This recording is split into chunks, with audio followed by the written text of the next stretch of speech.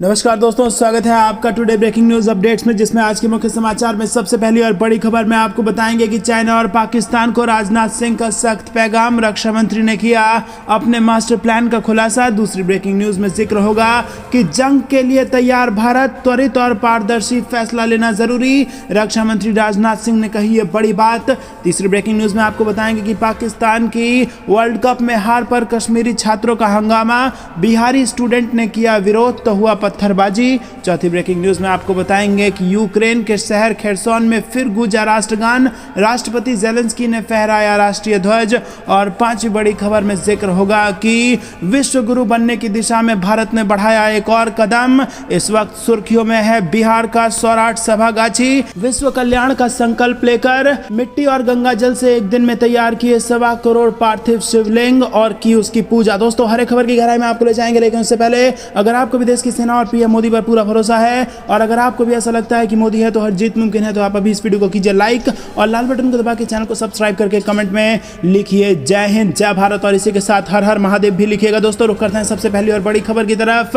चीन पाकिस्तान को राजनाथ सिंह का सख्त पैगाम, रक्षा मंत्री ने किया अपने मास्टर प्लान का खुलासा। जी हां दोस्तों, भारत आज की तारीख में सामरिक मोर्चे पर बेहद ही संवेदनशील परिस्थिति से गुजर रहा है, जहां एक तरफ पाकिस्तान की तरफ से सीमा रेखा का उल्लंघन किया जाता है, तो वहीं दूसरी तरफ चीन की तरफ से भारत पर विस्तारवादी नीतियों को थोपने की कोशिश की जाती है और इस बीच भारत को दोनों ही मोर्चों पर चुनौतियों से जूझना पड़ता है। हालांकि केंद्र सरकार की तरफ से हर मुमकिन प्रयास किए जा रहे हैं, जिससे इन दोनों ही मोर्चों पर पनपी जा रही चुनौतियों का सामना किया जा सके। वहीं दोस्तों, आपको बता दें कि रक्षा मंत्री ने इन्हीं मुद्दों पर जोर देते हुए अपनी राय व्यक्त की है और उन्होंने यहां पर सीधे सीधे एक मास्टर प्लान तैयार कर लिया है, जिससे चीन और पाकिस्तान को सख्त संदेश गया है। रक्षा मंत्री राजनाथ सिंह ने कहा कि जंग की तैयारी के लिए न केवल वित्तीय तैयारी जरूरी है, बल्कि हमें समय रहते त्वरित फैसले भी लेने होंगे। जी हां दोस्तों, जंग के लिए तैयार रहने होगा, समय रहते जल्द से जल्द फैसला लेना पड़ेगा। रक्षा मंत्री ने कहा कि निर्णय लेने में देरी की वजह से समय के साथ साथ संसाधन की भी क्षति होती है और उन्होंने आगे कहा कि जब समय पर वह त्वरित फैसले लेते हैं तो हम युद्ध के मोर्चे पर संबल होते हैं। और इस बीच रक्षा मंत्री ने अपनी बातों की पुष्टि करने के लिए कई तथ्यों का भी हवाला दिया। जी हां दोस्तों, तो अब चीन और पाकिस्तान से भिड़ने के लिए पूरी तरह से तैयार है भारत। और इतना ही नहीं, रक्षा मंत्री ने त्वरित फैसले लेने पर जोर देने की भी बात कही है। रुक करते हैं अगली ब्रेकिंग न्यूज की तरफ। पाकिस्तान की हार पर कश्मीरी छात्रों ने किया था हंगामा, बिहारी स्टूडेंट ने किया विरोध, जिसके बाद हुई वहां पर पत्थरबाजी। जी हां दोस्तों, जम्मू कश्मीर के छात्रों का एक ग्रुप रविवार शाम को पंजाब के मोगा जिले के गल कला गांव में Lala Lajpat Rai college of engineering and management के परिसर में बिहार और अन्य राज्यों के छात्रों के साथ कथित तौर पर भिड़ गए और इस घटना में दोनों पक्षों के कुछ छात्र घायल हुए हैं। सूत्रों से मिल रही जानकारी के मुताबिक T20 क्रिकेट वर्ल्ड कप में इंग्लैंड के हाथों पाकिस्तान की हार के बाद हंगामा शुरू हुआ, तो बिहारी स्टूडेंट्स को यह अच्छा नहीं लगा और उन्होंने वहां पर उसका विरोध किया, तो पत्थरबाजी हो गई। रुक करते हैं अगली ब्रेकिंग न्यूज की तरफ। यूक्रेन के शहर खेर्सोन में फिर गूंजा राष्ट्रगान, राष्ट्रपति जेलेंस्की ने फहराया राष्ट्रीय ध्वज। जी हां दोस्तों, यूक्रेन के शहर खेर्सोन से रूसी सैनिकों की हुई वापसी को यूक्रेन की बड़ी जीत के तौर पर देखा जा रहा है और यहां से रूस की वापसी के बाद यूक्रेन के राष्ट्रपति व्लादिमीर जेलेंस्की ने पहली बार इस शहर में कदम रखा है और शहर की मुख्य प्रशासनिक इमारत पर झंडा भी फहराया है। उन्होंने यहां मौजूद अन्य लोगों के साथ मिलकर राष्ट्रगान भी गाया और यूक्रेन की तरफ से इस मौके की कई फोटो सोशल मीडिया पर वायरल की जा रही है। दोस्तों, आपको बता दें कि इससे पहले प्रधानमंत्री मोदी भी रूस और यूक्रेन के इस युद्ध में अपना बयान दे चुके हैं और सख्त लहजे में कह चुके हैं कि ये युग जो है वो युद्ध का युग नहीं है और इसका असर अब देखने को मिल रहा है और शांति की तरफ बढ़ रहे हैं ये दोनों देश। रुक करते हैं अगली ब्रेकिंग न्यूज की तरफ। भारत ने विश्व गुरु बनने के अपने दावेदारी को और किया मजबूत, बिहार में बना रिकॉर्ड, ऐतिहासिक पूजा, मिट्टी और गंगा जल से एक दिन में तैयार किए गए 1.25 करोड़ पार्थिव लिंग और विश्व कल्याण का संकल्प लेकर यह रिकॉर्ड तोड़ पूजा किया है बिहार के सौराठ सभागाछी में। जी हां दोस्तों, आपको बता दें कि बिहार का सौराठ सभागाछी इस वक्त सुर्खियों में है और यहाँ पर मिट्टी के अंदर गंगा जल और पंचगव्य मिलाकर 1.25 करोड़ पार्थिव शिवलिंगों को तैयार किया गया और जैसे शिवलिंग तैयार होते गए उनकी पूजा की गई और बाद में महामस्तक अभिषेक और आरती भी हुई। जी हाँ दोस्तों, बिहार के मधुबनी में भगवान शिव की ऐतिहासिक पूजा का आयोजन हुआ है। सौराठ सभागाछी परिसर में हजारों शिव भक्तों ने एक दिन के अंदर 1.25 करोड़ पार्थिव शिवलिंग तैयार कर लिया और उसकी पूजा की गई। श्री 1008 पार्थिव लिंग पूजा समिति के तत्वावधान में 1.25 करोड़ पार्थिव शिवलिंग पूजन में 1.25 लाख से ज्यादा श्रद्धालुओं की भीड़ जुटी और इस ऐतिहासिक आयोजन में हिस्सा लिया गया। और दोस्तों, भारत ही एक ऐसा देश है जिसमें आपको बता दें कि आज भी विश्व कल्याण के लिए इस प्रकार के अनुष्ठान किए जाते हैं और विश्व कल्याण के लिए बड़ा रिकॉर्ड सेट किया है मधुबनी के सौराठ सभागाछी में इस समिति ने। आपको क्या कुछ लगता है कमेंट में जरूर बताइए और वीडियो लाइक करके ज्यादा लोगों तक शेयर कीजिए। रुक करते हैं अगली ब्रेकिंग न्यूज की तरफ। तनाव के बीच G20 सम्मेलन में शी और बाइडेन की बैठक शुरू, कहा अपने मतभेदों पर काबू पा सकते हैं अमेरिका और चीन। जी हाँ दोस्तों, आपको बता दें कि इंडोनेशिया में G20 शिखर सम्मेलन से इतर अमेरिका के राष्ट्रपति जो बाइडेन और चीन के राष्ट्रपति शी जिनपिंग सोमवार को आमने सामने उन्होंने बैठक की और ये बैठक दोनों महाशक्तियों के बीच बढ़ते आर्थिक और सुरक्षा तनाव के बीच हो रहा है। और इंडोनेशिया के एक लग्जरी रिसोर्ट होटल में मुलाकात के दौरान शी और बाइडेन ने एक दूसरे का अभिवादन किया और हाथ मिलाया। दोनों नेता यहां G20 शिखर सम्मेलन में शामिल होने पहुंचे और तनाव के बीच दोनों नेताओं के बीच आर्थिक व सुरक्षा मुद्दों पर बैठक शुरू हुई। रुक करते हैं अगली ब्रेकिंग न्यूज की तरफ। हिमाचल के बाद अब गुजरात विधानसभा चुनाव में भी माहौल बनाएंगे मुख्यमंत्री योगी आदित्यनाथ। जी हां दोस्तों, आपको बता दें कि गुजरात इलेक्शन 2022 में स्टार कैंपेनर हैं मुख्यमंत्री योगी आदित्यनाथ और देश की सबसे बड़ी आबादी वाले राज्य उत्तर प्रदेश के मुख्यमंत्री की कुर्सी लगातार दूसरी बार संभालने वाले योगी आदित्यनाथ बड़े ब्रांड के रूप में स्थापित हो चुके हैं। भारतीय जनता पार्टी के स्टार प्रचारक सीएम योगी आदित्यनाथ का क्रेज दिन पर दिन बढ़ता ही जा रहा है और हिमाचल प्रदेश के विधानसभा चुनाव में प्रचार के बाद अब मुख्यमंत्री योगी आदित्यनाथ गुजरात के चुनाव में भी प्रचार का मोर्चा संभालेंगे। प्रधानमंत्री नरेंद्र मोदी, गृह मंत्री अमित शाह तथा भारतीय जनता पार्टी के अध्यक्ष जेपी नड्डा के साथ ही मुख्यमंत्री योगी आदित्यनाथ गुजरात के विधानसभा चुनाव में प्रचार करेंगे। गुजरात में 2 चरण 1 दिसंबर और 5 दिसंबर को होने वाले विधानसभा चुनाव में मुख्यमंत्री योगी आदित्यनाथ प्रचार कार्य के मोर्चों की अगली पंक्ति में रहेंगे। रुक करते हैं अगली ब्रेकिंग न्यूज की तरफ। इमरान खान ने पाकिस्तान सेना पर फिर साधा निशाना, स्वतंत्र संस्थाओं को कमजोर करने का लगाया आरोप। जी हां दोस्तों, आपको बता दें कि पाकिस्तान के पूर्व प्रधानमंत्री इमरान खान ने एक बार फिर सेना पर निशाना साधा है और स्वतंत्र संस्थाओं को अतीत में कमजोर करने तथा राजनीतिक वंशवादियों के साथ मिलकर काम करने का आरोप लगाया। और इसी के साथ इमरान खान के अप्रैल में प्रधानमंत्री पद से अपदस्थ होने के बाद पिछले कुछ महीने से सेना से उनकी तकरार जारी है। खान ने आरोप लगाया कि प्रधानमंत्री शहबाज शरीफ, गृह मंत्री राणा सनाउल्लाह और मेजर जनरल फैसल नसीर उसी तरह से उनकी हत्या करने की साजिश में शामिल थे जिस तरह की एक घटना में 2011 में पंजाब के पूर्व गवर्नर की हत्या की गई थी। रुक करते हैं अगली ब्रेकिंग न्यूज की तरफ। अक्टूबर में सस्ती हुई खाने पीने की चीजें, 19 महीने में सबसे कम रही थोक महंगाई दर। जी हाँ दोस्तों, आपको बता दें देश के लोगों के लिए महंगाई के मोर्चे पर एक राहत भरी खबर है। पिछले महीने थोक महंगाई दर में गिरावट देखी गई है और सोमवार को जारी सरकारी आंकड़ों के मुताबिक अक्टूबर महीने में होलसेल प्राइस बेस्ड इन्फ्लेशन यानी थोक महंगाई दर घटकर सिंगल डिजिट में यानी कि 8.39% आ गई और ये बीते 19 महीने का सबसे निचला स्तर है।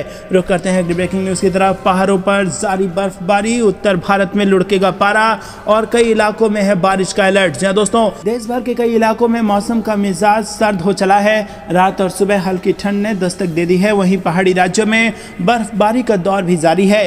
हिमाचल प्रदेश, जम्मू कश्मीर से लेकर उत्तराखंड तक हर तरफ ताजा हिमपात के बाद बर्फ की सफेद चादर से पहाड़ ढके नजर आ रहे हैं। पहाड़ों पर हो रही बर्फबारी का असर सीधे तौर पर मैदानी इलाकों पर दिखाई दे रहा है और इस बीच भारतीय मौसम विज्ञान विभाग यानी कि IMD ने देश के कई राज्यों में बारिश को लेकर भी अलर्ट जारी कर दिया है। रुक करते हैं अगली ब्रेकिंग न्यूज की तरफ। क्रिप्टो करेंसी में गिरावट से पूरी दुनिया में हाहाकार, लेकिन भारत पर कोई असर नहीं। जी हां दोस्तों, भारत के सबसे बड़े क्रिप्टो एक्सचेंज वजीरेक्स और जेब पे का काम जारी है। सरकार और भारतीय प्रतिभूति एवं विनिमय बोर्ड यानी कि सेबी के साथ केंद्रीय बैंक के सतर्क रुख की वजह से भारत में क्रिप्टो का बड़ा बाजार नहीं खड़ा हो सका। अगर भारतीय संस्थाएं क्रिप्टो में शामिल हो गई होती तो देश में कई लोगों के पैसे डूब जाते। जी हां दोस्तों, क्रिप्टो में इस वक्त कई लोगों के पूरे दुनिया में पैसे डूबे हैं और क्रिप्टो की दुनिया में जबरदस्त हाहाकार मचा हुआ है, लेकिन भारत पर इसका कोई असर नहीं पड़ा क्योंकि भारत ने समय पर सही फैसले लिए। रुक करते हैं अगली ब्रेकिंग न्यूज की तरफ। ऊपर की तरफ दुरंत लाइन पर चली गोलियां, तालिबान की फायरिंग में पाकिस्तानी सैनिक ढेर। जी हां दोस्तों बेहद बड़ी खबर आ रही है। पाकिस्तान सदियों से सांप पालते आ रहा है और उन आतंकियों सांपों का इस्तेमाल पाकिस्तान भारत के खिलाफ करना चाहता है। लेकिन आपको बता दें कि जिस सांप को पाकिस्तान ने दूध पिलाया है वही सांप अब पाकिस्तान को डस रहा है। पाकिस्तान और अफगानिस्तान की सीमा पर गोलीबारी में एक व्यक्ति की मौत हो गई है, जिसके बाद दोनों देशों के बीच एक प्रमुख सीमा क्रॉसिंग को बंद करना पड़ा है।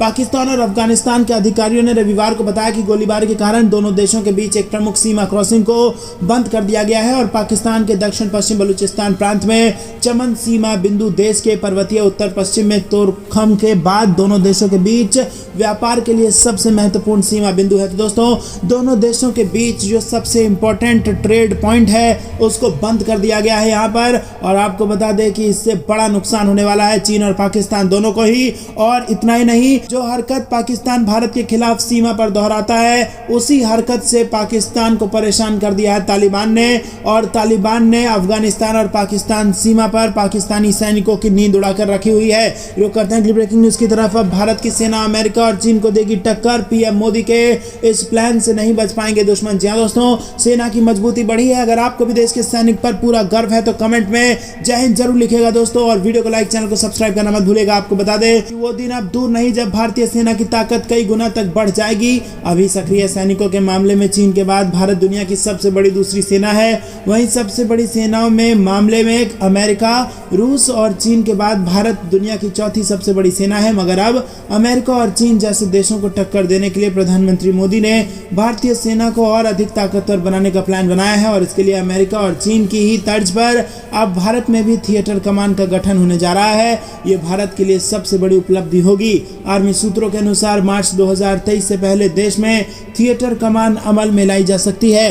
रुक करते हैं अगली ब्रेकिंग न्यूज की तरफ, जिसमें आपको बता दें कि भारत में अवैध रूप से रह रहे बांग्लादेशी लोगों की अब खैर नहीं। मोदी सरकार बांग्लादेशियों पर हो गई है सख्त। जी हां दोस्तों, भारत में अवैध रूप से रह रहे बांग्लादेशी लोगों को लेकर केंद्र की मोदी सरकार सख्त हो चुकी है और अब इस बारे में केंद्रीय गृह मंत्रालय की ओर से एक रिपोर्ट जारी की गई है, जिसमें कहा गया है कि भारत बांग्लादेश सीमा पर अवैध घुसपैठ और सीमा पर गतिविधियां प्रमुख चुनौतियां हैं। और रिपोर्ट में कहा गया है कि भारत बांग्लादेश सीमा की कुल लंबाई 4096.7 किलोमीटर है, जिसमें से 3145 किलोमीटर पर बाड़ लगाने का काम किया जा चुका है। वहीं बाकी हिस्सों पर भी प्रत्यक्ष या अप्रत्यक्ष अवरोधक स्थापित करने की तैयारी चल रही है। दोस्तों 4096 किलोमीटर लंबा बॉर्डर और इस पूरे में फेंसिंग की जाएगी, बाड़ लगाई जाएगी ताकि कोई भी घुसपैठिया सरहद के इस पार ना आ सके। और इतना ही नहीं, और जिन इलाकों में दोस्तों ये बाड़ लगाना संभव नहीं होगा वहां पर प्रत्यक्ष या फिर अप्रत्यक्ष रूप से अवरोधक स्थापित किए जाएंगे। वर्ष 2021-22 के लिए गृह मंत्रालय की वार्षिक रिपोर्ट की माने तो भारत बांग्लादेश सीमा घुसपैठ के लिहाज से बेहद संवेदनशील है। दोस्तों रुक करते हैं अगली ब्रेकिंग न्यूज की तरफ। जम्मू कश्मीर पुलिस होगी हाईटेक, अपने बेड़े में शामिल करेगी आधुनिक सुविधाओं से लैस वाहन। जी हां दोस्तों, जम्मू कश्मीर पुलिस खुद को हाईटेक बनाने तथा आतंकवाद रोधी अभियानों को प्रभावी बनाने के लिए अत्याधुनिक सुविधाओं से युक्त वाहनों को अपने बेड़े में शामिल कर रही है। इसमें बारूदी सुरंग प्रतिरोधी 7 वाहन, दूर से परिचालित किए जाने वाले 5 वाहन और 18 वाहन जांच प्रणालियां खरीदेगी। दोस्तों ये विशेष वाहन और उपकरण आतंकवाद रोधी अभियानों में लगी जम्मू कश्मीर पुलिस की सुरक्षा और निगरानी क्षमता को बढ़ाएंगे। अधिकारियों ने बताया कि पुलिस मुख्यालय ने हाल में सुरक्षा उपकरण और वाहन खरीदने के लिए सरकारी ई मार्केट प्लेस यानी कि जैम पोर्टल पर निविदाएं आमंत्रित की हैं। रुक करते हैं अगली ब्रेकिंग न्यूज की तरफ। राजनाथ सिंह का बड़ा बयान, भारत पर बुरी नजर रखने वालों को अब दिया जाएगा मुंह तोड़ जवाब। जी हां दोस्तों, रक्षा मंत्री राजनाथ सिंह ने रविवार को कहा कि भारतीय जनता पार्टी सरकार का मुख्य केंद्र बिंदु राष्ट्रीय हितों की रक्षा करना है और भारत पर बुरी नजर डालने वालों को मुंह तोड़ जवाब दिया जा रहा है। सिंह ने कहा कि भारत अब कमजोर नहीं है, हम शांति में विश्वास करते हैं। अगर कोई हमें नुकसान पहुंचाने की कोशिश करता है तो अब मुंहतोड़ जवाब उसे दिया जाता है। इसी के साथ रक्षा मंत्री ने 2016 के सर्जिकल स्ट्राइक और 19 के बालाकोट हवाई हमले का जिक्र करते हुए कहा कि भारतीय सैनिकों ने इसे बार बार साबित किया है और उन्होंने पूर्वी लद्दाख में गलवान घाटी गतिरोध के दौरान सैनिकों द्वारा दिखाई गई बहादुरी का भी जिक्र किया और सिंह हरियाणा के झज्जर में महान योद्धा पृथ्वीराज चौहान की प्रतिमा का अनावरण करने के बाद एक जनसभा को संबोधित कर रहे थे। और इस अवसर पर हरियाणा के मुख्यमंत्री मनोहर लाल खट्टर और प्रदेश भाजपा प्रमुख ओपी धनखड़ भी उपस्थित थे। उन्होंने ये भी कहा कि अपने वैश्विक मानसिकता से छुटकारा पाने के लिए नरेंद्र मोदी सरकार ने कई पहल की है। रुक करते हैं अगली ब्रेकिंग न्यूज की तरफ। G20 सम्मेलन में भाग लेने के लिए रवाना हुए पीएम मोदी और जाने से पहले बताया कि किन मुद्दों को उठाएगा भारत। जी हां दोस्तों, प्रधानमंत्री नरेंद्र मोदी 17वें G20 शिखर सम्मेलन में हिस्सा लेने के लिए इंडोनेशिया के बाली के लिए रवाना हो गए हैं। और पीएम मोदी ने कहा कि वो वैश्विक वृद्धि को बहाल करने, खाद्य व ऊर्जा सुरक्षा सुनिश्चित करने, पर्यावरण, स्वास्थ्य और डिजिटल परिवर्तन जैसे मुद्दों पर चर्चा करेंगे। उन्होंने कहा कि वो वैश्विक चुनौतियों का सामूहिक समाधान निकालने में भारत की उपलब्धियों और अटूट प्रतिबद्धता को भी रेखांकित करेंगे। दोस्तों रुक करते हैं ब्रेकिंग न्यूज की तरफ। वाराणसी से बड़ी खबर, काशी विश्वनाथ मंदिर के पास पकड़े गए 3 संदिग्ध, जांच एजेंसियां कर रही है इनसे पूछताछ। जी हां दोस्तों, वाराणसी के काशी विश्वनाथ मंदिर के पास 3 संदिग्धों को पकड़ा गया है। जानकारी के मुताबिक संदिग्ध युवकों में से 2 विशेष समुदाय के बताए जा रहे हैं और पुलिस ने तीनों युवकों को कॉरिडोर के गेट नंबर 4 से पकड़ा है। पुलिस के मुताबिक तीनों युवक झारखंड के गिरिडीह के रहने वाले हैं और पुलिस ने तीनों संदिग्धों को पकड़ लिया है और सुरक्षा की दृष्टि और मामले की गंभीरता को देखते हुए संदिग्धों से केंद्रीय सुरक्षा एजेंसी पूछताछ कर रही है। जानकारी के मुताबिक तीनों संदिग्ध कॉरिडोर के गेट नंबर 4 से प्रवेश करने की कोशिश कर रहे थे और इसी दौरान पुलिस की नजर उन पर पड़ गई। सुरक्षा में तैनात जवानों को उन पर शक हुआ तो तीनों को रोक लिया गया और जब पूछताछ की गई तो जानकारी हुई कि 2 युवक विशेष समुदाय से है। रुक करते हैं ब्रेकिंग न्यूज की तरफ, जो कि मौसम विभाग से जुड़ी आ रही है। आज से सक्रिय हो जाएगा वेस्टर्न डिस्टर्बेंस, पहाड़ों पर जबरदस्त बर्फबारी और कई राज्यों में बारिश की चेतावनी। जी हां दोस्तों, आपको बता दें कि इन दिनों मौसम में खास बदलाव देखने को मिल रहा है। पहाड़ों पर बर्फबारी शुरू हो गई है और दक्षिण भारत के राज्यों में जमकर बारिश हो रही है। उत्तर भारत की बात करें तो मौसम पूरी तरह शुष्क होने से अधिकतम तापमान में कोई खास बदलाव देखने को नहीं मिल रहा है, लेकिन न्यूनतम तापमान में गिरावट आने लगी है।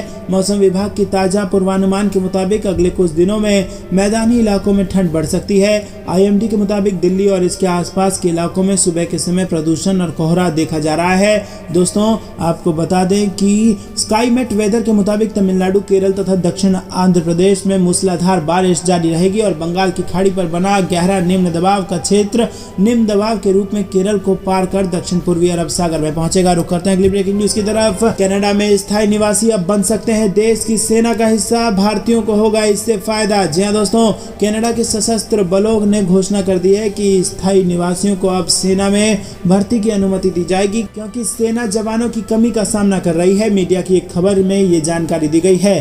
कनाडा में स्थायी निवासियों में बड़ी संख्या में भारतीय शामिल हैं और CAF के फैसले से उनके लिए रोजगार के अवसर उत्पन्न होने की संभावना है। भारतीय भी कनाडा की सेना में शामिल हो सकेंगे। दोस्तों आपको बता दें कि रॉयल कैनेडियन माउंटेड पुलिस के पुरानी भर्ती प्रक्रिया में बदलाव लाने की घोषणा करने के 5 साल बाद ये घोषणा की गई है और इस कदम से कनाडा में 10 साल से रह रहे स्थायी निवासियों को आवेदन करने की अनुमति होगी। दोस्तों रुक करते हैं अगली ब्रेकिंग न्यूज की तरफ। इमरान खान के निशाने पर जनरल बाजवा, बर्बादी की तरफ बढ़ रहा है पाकिस्तान। जी हां दोस्तों, इमरान खान अपने लॉन्ग मार्च को मिल रहे समर्थन से अहंकार में है और मामला इतना बढ़ गया है कि अब पाकिस्तान के प्रधानमंत्री शहबाज शरीफ तक ये कह रहे हैं कि इमरान खान देश को बर्बाद कर देंगे और इमरान पर हमले के हफ्ते भर बाद पाकिस्तान किस तरह से बर्बादी की तरफ बढ़ रहा है। इमरान खान के निशाने पर पाकिस्तान सेना भी है। जी हां दोस्तों, आपको बता दें कि जिस मार्च पर पाकिस्तान के पूर्व प्रधानमंत्री इमरान खान निकले हैं उनमें उनको जबरदस्त समर्थन मिल रहा है और इसी समर्थन का फायदा उठाकर वो सीधा सरकार और सेना को धमका रहे हैं और इसीलिए वहां के प्रधानमंत्री ने कहा है कि इमरान खान मुल्क को यानी कि पाकिस्तान को बर्बाद कर देंगे। आपको क्या कुछ लगता है कमेंट में जरूर बताइए। रुक करते हैं अगली ब्रेकिंग न्यूज की तरफ। भारत चीन टेंशन, भरोसा लायक नहीं है चीन, सेना अध्यक्ष ने बताई LAC पर भारत की रणनीति। जी हां दोस्तों, चीन को लेकर भारत के सेना अध्यक्ष ने 2 टूक कहा है कि चीन भरोसे के लायक नहीं है, लेकिन हम उसकी हर हरकत पर नजर रखे हुए हैं। सेना अध्यक्ष ने देश को LAC के हालात के बारे में भी बताया। गलवान से लेकर पूरे लद्दाख में मुंह की खाने के बाद चीन चुप बैठा है, लेकिन ऐसा नहीं है कि भारत सतर्क नहीं है। अपने चप्पे चप्पे पर भारत का सुरक्षा घेरा पहले से ही कई ज्यादा मौजूद है और चीन की हर हरकत पर हर वक्त जवाब देने के लिए भारत तैयार है और सर्दियों की तैयारियों में जुट गया है भारत। जी हाँ दोस्तों, चीन का कोई भरोसा नहीं, वो सर्द में भी हमला कर सकता है, लेकिन अगर ऊंचाई पर सर्दी में हमला करने की बात हो, युद्ध कौशल की बात हो, तो भारत की सेना का कोई तोड़ नहीं है। चाहे वो सियाचिन जैसी ठंडी हो या फिर कितनी भी ऊंचाई हो, हमारे देश की सेना का कोई मुकाबला उस इलाकों में नहीं कर सकता। और इसीलिए भारत यहाँ पर पहले ही मुस्तैद है, पहले ही तैयार है और पिछली बार की तरह फिर से चीन को मुंह तोड़ जवाब देने के लिए भारत की सेना तैयार है। दोस्तों, क्या आपको भी भारत की सेना पर है पूरा गर्व? कमेंट में हमें जरूर बताइए। वीडियो को लाइक करना, चैनल को सब्सक्राइब करना और बेल आइकन दबाना मत भूलिएगा। रुक करते हैं अगली ब्रेकिंग न्यूज की तरफ। पाकिस्तान में सुरक्षा को लेकर टेंशन में चीन, सीपैक को अफगानिस्तान तक बढ़ाने पर बदल सकता है अपना फैसला। जी हाँ दोस्तों, चीन को अपने आर्थिक गलियारे के विस्तार का सपना पाकिस्तान की वजह से पूरा होता नहीं दिख रहा है।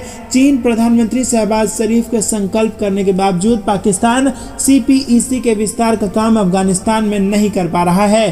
पाकिस्तान की सुरक्षा ना दे पाने के कारण इसमें देरी हो रही है, जिससे चीन असंतुष्ट है। जियोपॉलिटिक की रिपोर्ट के मुताबिक चीन ने पाकिस्तान के साथ मिलकर CPEC का विस्तार अफगानिस्तान तक करना चाहता था, लेकिन उसे डर है कि उसे वहां उसी तरह की आतंकी समस्याओं का सामना करना पड़ेगा जो वो अभी पाकिस्तान में झेल रहा है। अफगानिस्तान में बुनियादी ढांचा कमजोर है और निवेश को अवशोषित करने की कम क्षमता है। रुक करते हैं अगली ब्रेकिंग न्यूज की तरफ। इमरान खान का दोहरा मापदंड, पाकिस्तान को बताया अमेरिका का गुलाम तो वाशिंगटन से दोस्ती की जताई इच्छा। जी हाँ दोस्तों, पाकिस्तान के पूर्व प्रधानमंत्री इमरान खान की अमेरिका को लेकर दोहरी मानसिकता सामने आई है।